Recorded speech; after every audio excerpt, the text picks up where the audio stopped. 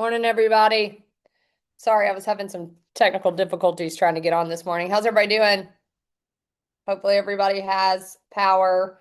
If y'all need anything, obviously let us know. But it is Monday, and I will be in meetings all day today via Zoom. So if you need us, let us know. I know, Linda, the office is closed today, right? Yes, the office is closed, but the staff is working as much as possible from their houses. So we're still here if you need us.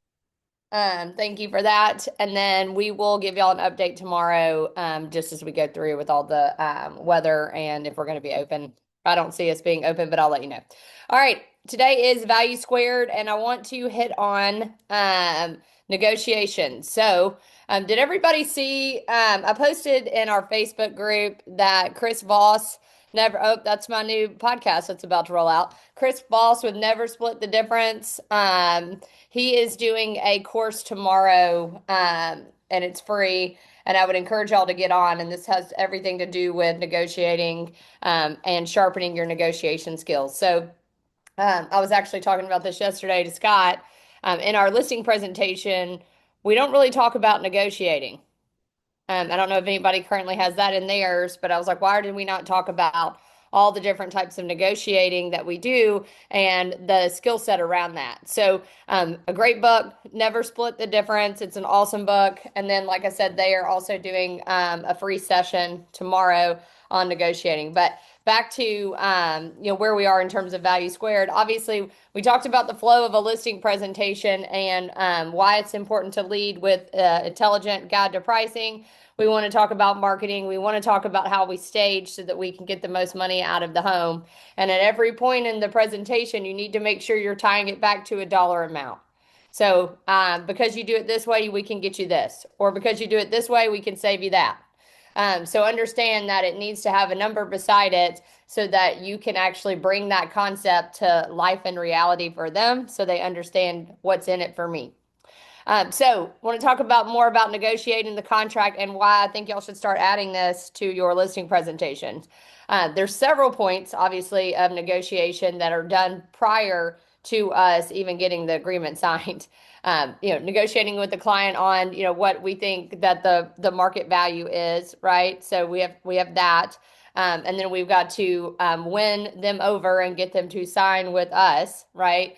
And then once we do that and we get it on the market, and then all of a sudden we have somebody that starts sending us offers, we have to make sure that we are taking the time. This is extremely important to set up a Zoom call or a FaceTime. I don't care how you do it, but you need to go over the net sheet with them so they understand what they're walking away with and get with a title attorney to draft that up for you. You want to also find out from the buyer's agent the qualifications, i.e., are they pre-qualified? Are there any other things that you need to know that would tie up this house and them not close on time? So you want to ask these questions because you want to make sure that the buyer is pre-approved, not just pre-qualified. What's the difference in pre-approval versus pre-quals? Somebody tell me what's the difference. The pre-approval, they do the hard pull on your credit. The pre-qualification, they're just looking at numbers and it's not like going to be your definitive amount. Correct. And so if y'all aren't asking this question right up on the front end, and your goal as a negotiator and as a listing agent is we've got to make sure that we're able to see potential threats, i.e., potential things that could make the deal fall apart. And we need to make sure that we go over that with the sellers right before we sign an offer that turns into a contract. So it's our job to identify the pros and cons, right? Hopefully, we priced it such that we have multiple offers. And just so everybody knows, that's still happening. If you price it right at market value or right below market value, you do have a chance of getting multiple offers. If you get multiple offers, then you've got to do multiple net sheets, multiple qualification calls, and look and draft pros and cons for each offer. And then obviously, it's the seller's choice. Then we've got to negotiate the following. You've got to obviously negotiate the price, which is what everybody thinks that we do. That they think we only negotiate price. That is not correct. We negotiate all the terms in the offer so that we can get the best terms for our client. That's why if you do not know the purchase and sell agreement, backwards and forwards and what each line means, you're doing yourself a disservice and ultimately you're doing your clients a disservice. So make sure that you understand that all those terms that are pre-written in, they are up for negotiations. Like you don't have to agree if they put in there that they want to do, I don't know, 10 business days for an inspection, you can decrease that time and say, no, we'll do 7. So make sure y'all understand everything in there is negotiable. And if it works better for your clients, I'd encourage you to do it. Personal property, I see this get missed all the time. So in each offer, there is a list. It's a big paragraph that lists everything that stays in the property. And if you don't know what currently is pre-written in, and you don't go over what's currently pre-written in, they may end up having to leave something that they didn't think that they were going to have to leave, like some custom drapes or a custom light fixture or whatever it may be, right? So make sure that you go over that entire list with them and ask them directly during the negotiation process, hey, what items are you planning on taking? Because we have to put that in here that those items will not remain. Okay. So, and I see this often too. Sheds come up a lot. So make sure that the seller is leaving the shed. And if the shed looks like it's a little worn down, make sure that you draft in the terms. The shed is as is. So make sure that you're specific. I see this happen all the time. Everybody's like, all appliances remain. Please don't do that. What does that even mean? Like, get very specific about what your sellers are agreeing to leave and what they are taking. Get it all done up front. Please make sure that you dig further into that and don't be lazy and just say all remain. Can I say one thing about the shed? Yes. You can even put as is. However, if it ends up being a VA or an FHA loan, lenders can still require repairs on the shed. Just FYI.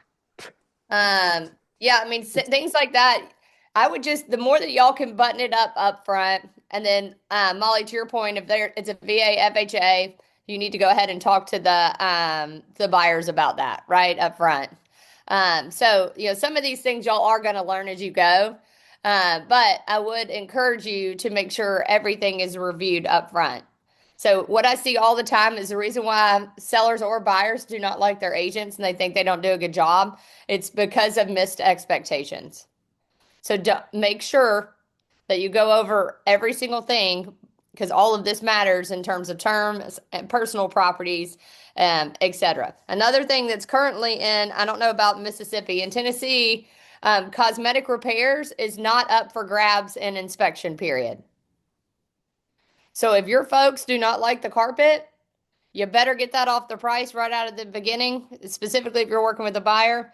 If you're a seller and somebody comes at me during the inspection period with they want an allowance because the carpet is worn or torn, I'm going to say no, right? So make sure y'all understand every single line and why it matters. And then obviously now most agents are putting in their offers under special stipulation for buyer compensation and representation. So something for y'all to know, make sure that you're negotiating that in the offer so everybody's on the same page.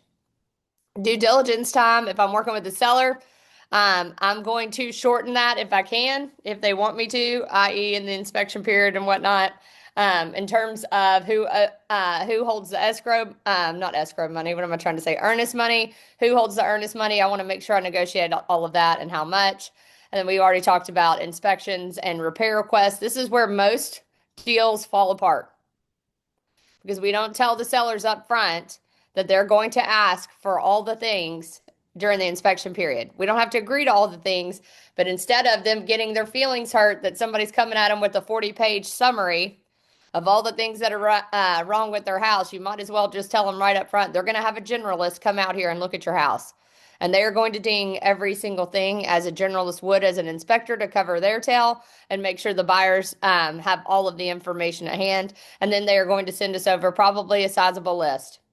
We don't have to do it all, but just know that these lists are going to keep coming up on every single deal. And there's some big ticket items I would encourage you to fix, specifically if it's not in a multiple offer situation and it's in the market that we're in right now, so that we can move this forward and I can get you from where you are right now to where you want to go.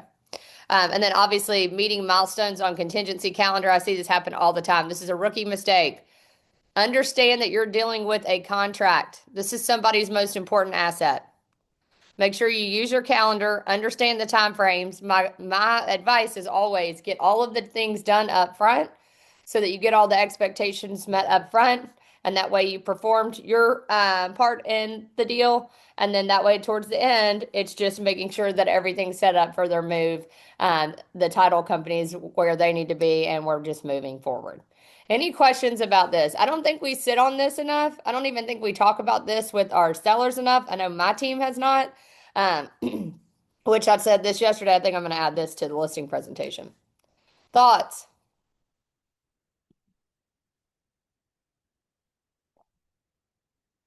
Derek says, which appliances? All of them are up for grabs. So if I'm working with a buyer, I'm asking for, I name every single thing: stove, double oven, range, 2 refrigerators, whatever. Like whatever. When I'm going through the home and I know that and washer and dryer. If I'm going through the home and I'm touring it with them and I know it's a home that they really like, I'm going to take notes on my sheet. I call it my stat sheet, i.e. the property information sheet that we get out of MLS. I'll write all the appliances on there, and I'm going to ask for all of them. I usually tell the buyers, like, hey, if you don't want the washer and dryer, we can sell them, right? On the seller side, it is pre-written in that things remain based on our pre-written Tennessee Association of Realtor forms. So understand what's already there and make sure they are willing to leave those items. Because there's some items that are like, hey, I want to take my washer and dryer, or I want to take, I see that happen a lot with the refrigerators. There's typically 2 refrigerators, like one in the garage, let's say that. And then we didn't write that we were taking the refrigerator in the garage, and somebody ends up having to get someone a refrigerator. So just some things for y'all to be aware of. Make sure in that top section, Mississippi, I don't know if y'all have this or not, but in Tennessee, the top section, it lists everything. And if there's additional things, y'all need to make sure you're aware of that right out of the gate. Good question, Derek. Yep, Mississippi does as well.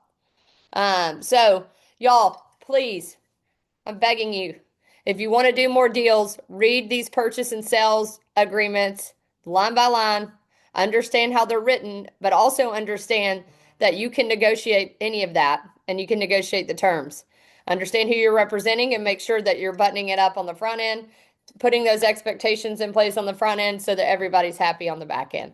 Those that do that are the ones that are going to get paid more in the next 3 to 5 years. So, and then the compensation won't come into play because we're doing our jobs. So, all right, y'all, here's the deal. I'm not sure if we're going to be open a whole lot this week with the weather. And I don't want our staff members coming in and risking them and their safety. So all that to say is we will keep you posted. I'm still going to run these calls. This is a great opportunity for y'all today. Oh, I just saw that.